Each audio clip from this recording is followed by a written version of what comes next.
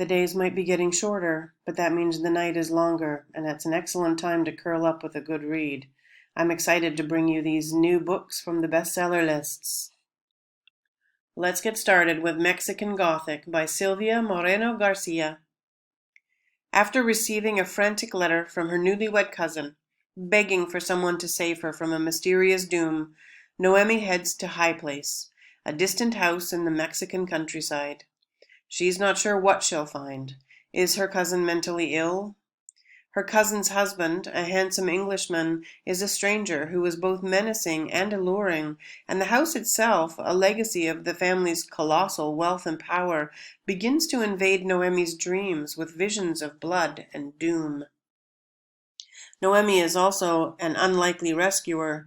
She's a glamorous debutante, and her beautiful gowns and perfect red lipstick are more suited for cocktail parties than amateur sleuthing, and her only ally in this inhospitable abode is the family's youngest son. Shy and gentle, he seems to want to help Noemi, but might also be hiding dark knowledge of his family's past. As she digs deeper into the terrifying yet seductive world of High Place, she discovers many secrets that allude to the violence and madness behind the walls. She soon realizes that not only will these secrets not be easily reburied, but she may soon find it impossible to leave this enigmatic house behind. Next up we have The Comeback by Ella Berman. Grace Turner was one movie away from Hollywood's A-list, so no one understood why, at the height of her career and on the eve of her first Golden Globe nomination, she disappeared. Now, 1 year later, Grace is back in Los Angeles and determined to reclaim her life on her own terms. So when Grace is asked to present a Lifetime Achievement Award to director Abel York, the man who controlled her every move for 8 years, she knows there's only one way she'll be free of the desperate secret that's already taken so much from her.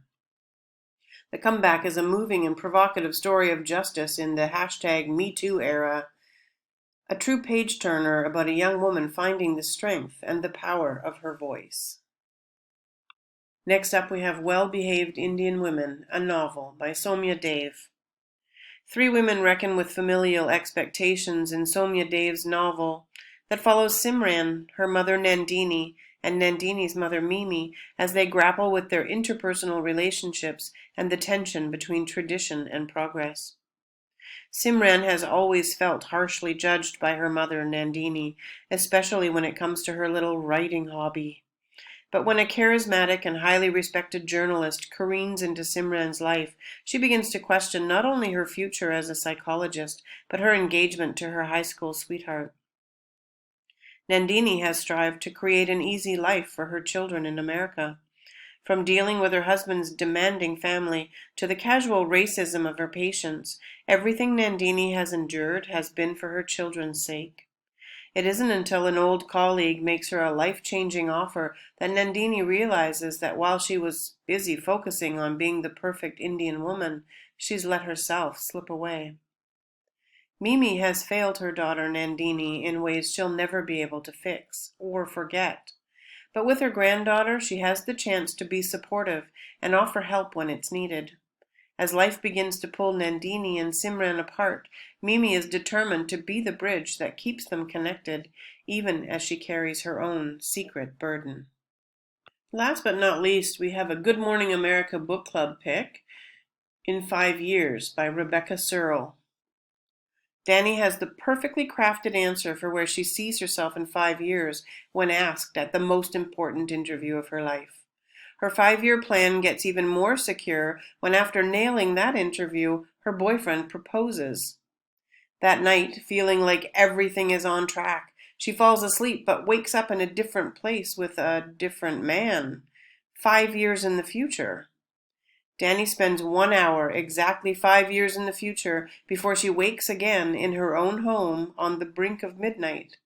But it's 1 hour she cannot shake, because she has no idea if it was a really vivid dream or some kind of vision of the future.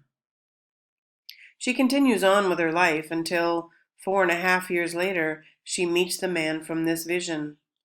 In 5 years is an unforgettable love story, but it's not the one you're expecting.